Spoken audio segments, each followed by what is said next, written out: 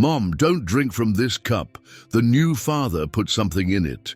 Maria was in shock when she heard Karen, a 45-year-old English and literature teacher, was staring at Jack's photo on her desk while grading essays. 3 years had passed since her husband died in that tragic car accident, but on some days the pain still felt fresh. Nights were the toughest when the silence in the house seemed deafening. Her 10-year-old daughter, Emily's voice echoed down the hallway. "Mom, I figured out that math problem." The girl walked into the office with a proud smile, holding her notebook. Her brown hair framed a face that looked so much like Jack's that it sometimes hurt to look at her.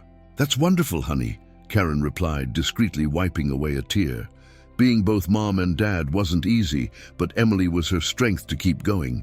Bills were piling up on the table, reminding her that a teacher's salary barely covered their monthly expenses. The piano started playing in the room next door.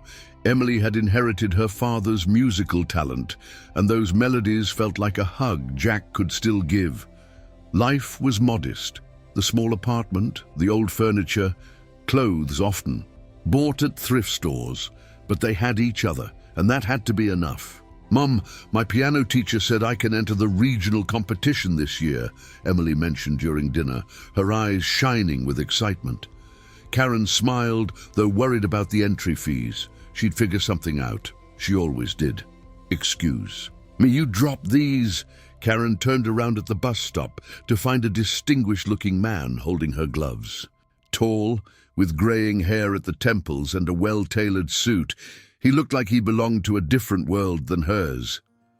"Oh, I didn't even notice." "Thank you so much," she said, surprised, feeling a slight blush on her cheeks that she hadn't experienced in years. "Richard Mayer," he introduced himself, extending his hand. "Sorry, but I couldn't help noticing the book you're reading. Fitzgerald is my favorite author." An hour later, they were still chatting in a nearby cafe. Richard was a civil engineer, also a widower. His wife had died of cancer 5 years ago. His blue eyes seemed sincere when he talked about his work on major construction projects and his passion for classic literature. He paid for the coffee and carrot cake that Karen hadn't even realized she'd eaten entirely. So absorbed was she in the conversation. "Maybe we could meet again sometime," he suggested as they said goodbye, sliding his business card to her. "I'd love to meet your daughter too. I have a niece about her age." Karen felt something she hadn't felt in years, butterflies in her stomach. On the bus, she read the card several times. Richard Mayer, senior engineer. It seemed too formal, too serious for someone who had just walked into her life by chance. But something about him sparked a curiosity she thought she'd lost along with Jack. "He seems nice, I guess," Emily commented when Karen mentioned Richard during dinner. A week later, her little fingers played with the pasta on her plate, a clear sign of her hesitation. "Just nice?" Karen asked, noticing the reservation in her daughter's voice. Emily had always been perceptive, sometimes frighteningly perceptive for her age. Emily shrugged, eyes fixed on her plate. "I don't really know him yet, Mom. He smiles a lot with his mouth, but not with his eyes." In the following weeks, Richard swooped into their lives like a gentle hurricane. He brought flowers for Karen, art kits for Emily, helped with house repairs Karen had been putting off for months, made Karen laugh with sophisticated jokes and stories about his travels. But Emily kept a polite distance, answering Richard's questions with short phrases, accepting his gifts with shy smiles that disappeared when he turned away. "Why don't you play something for Richard today?" Karen suggested one evening while they were preparing dessert. Richard was waiting in the living room, leafing through one of Jack's books that Karen still didn't have the courage to give away. "Another day, maybe," Emily replied, hugging her sheet music against her chest. "I'm not feeling very musical today." She glanced toward the living room door, lowering her voice. "Mom, have you noticed he never talks about his past? About his wife? About his family? Karen ran her hand through her daughter's hair. Some people have trouble talking about loss, sweetie. Like us. 2 months?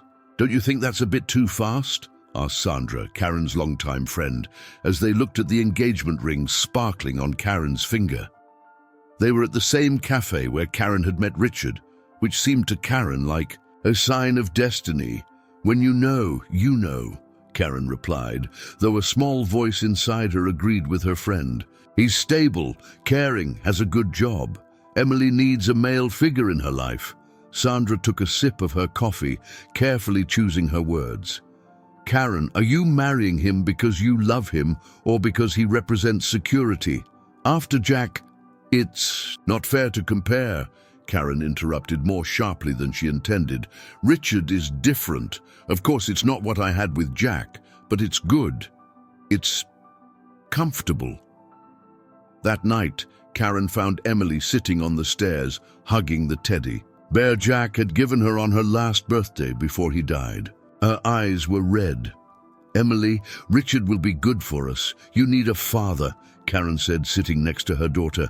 I already have a father, Emily replied softly, even if he's not here. She took a deep breath. Mom, why do we need someone? We were doing fine, just the two of us. Karen hugged her daughter, feeling a pang of guilt. Was she doing the right thing? Richard had promised a bigger house, a better school for Emily, financial stability. All the practical things that Jack, with his music teacher's salary, could never fully provide. The wedding would be small, Richard insisted.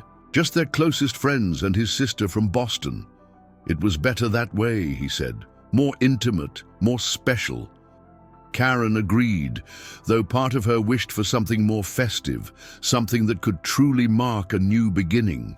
Jack's portrait was moved to the basement after Richard moved into the house. It's a fresh start for all of us, he said with a smile that didn't reach his eyes. It was just the beginning of the changes. We need to be more careful with money, Richard declared during dinner, 2 weeks after the wedding.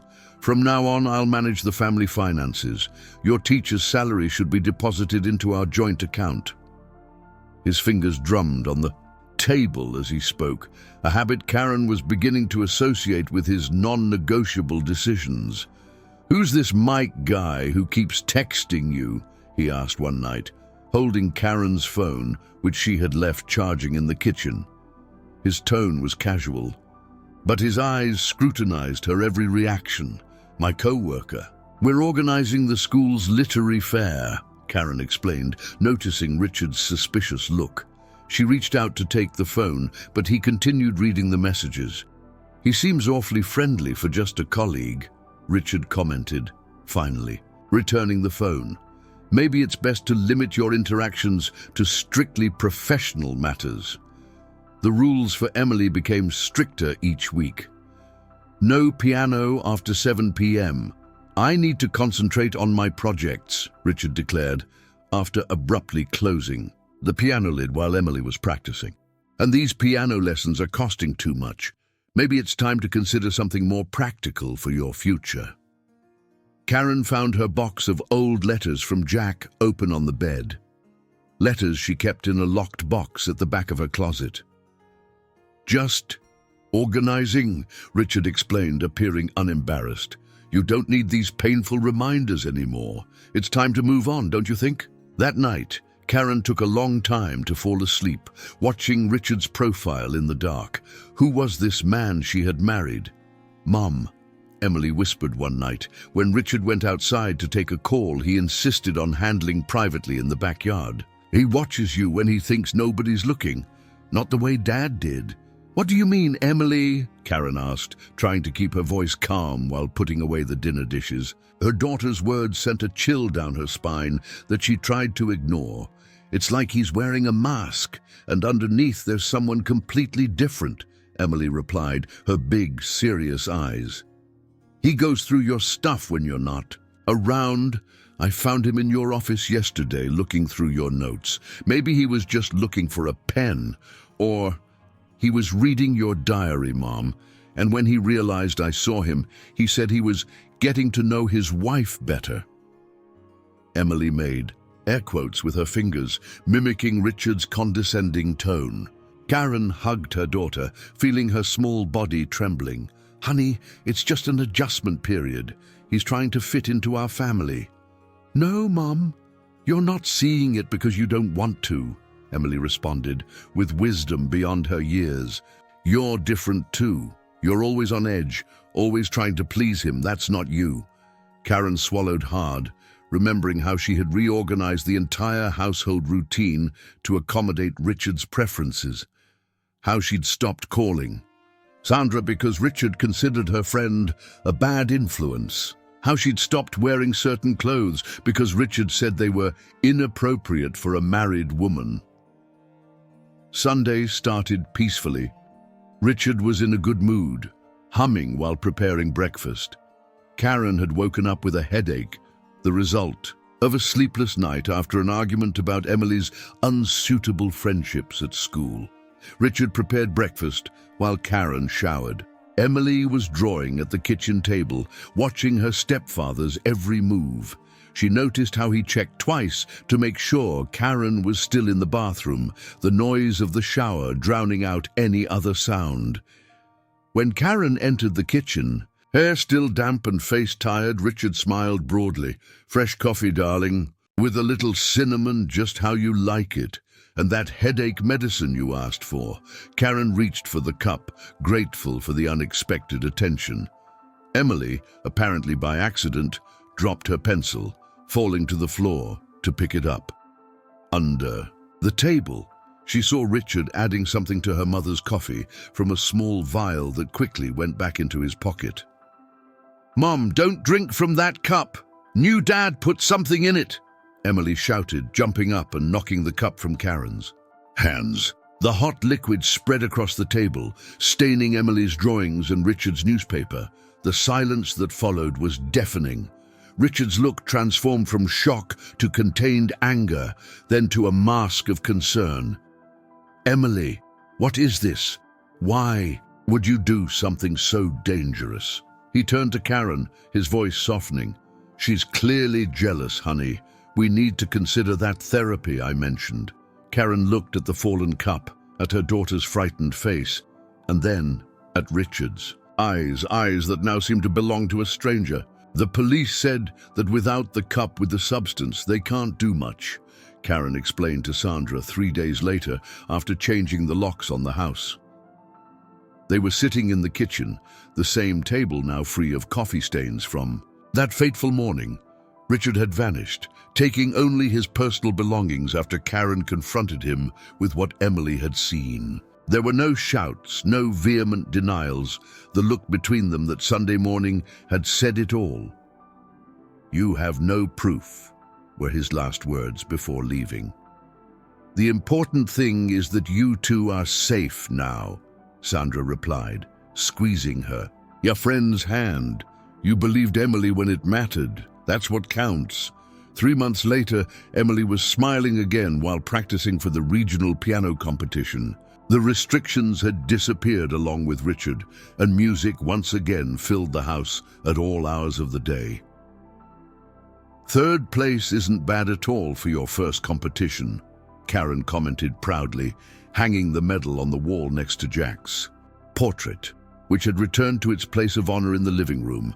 The canvas on the easel in the corner of the room showed Karen's new project, a painting of Emily playing piano, with Jack's silhouette watching in the background.